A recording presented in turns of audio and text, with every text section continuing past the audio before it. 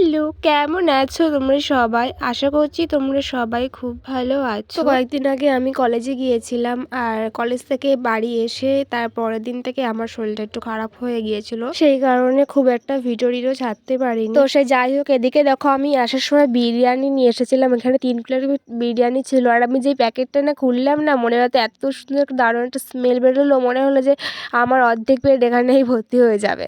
তো দেখো বেশ ভালো রকমই ছিল, এতে ভালো করেই খাওয়া হয়ে যাবে একজনের খুব ভালো করে। তো আমি তো এটা পুরোটা খেতে পারিনি। তো যাই হোক, এদিকে দেখো আলুর পিসটা ঠিক এরকম একটা ছিল, আর চিকেনটাও ভালো রকম ছিল। তো এদিকে একটু চিকেন আর একটুখানি আলু নিয়ে বিরিয়ানিটা খাচ্ছিলাম, বেশ ভালোই লাগছিলো। আর এতে স্যালাডও ছিল, হ্যাঁ স্যালাডটা দেখাতে ভুলে গিয়েছিলাম। তো স্যালাডটা আমি পেঁয়াজ ছিল আর হচ্ছে শসা ছিল স্যালাডের মধ্যে।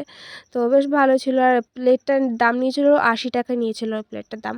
তো বেশ ভালো রকমই ছিল। তো আজ এটুকুই রাখছি, দেখা হচ্ছে নেক্সট ভিডিওতে। সবাই ভালো থেকো।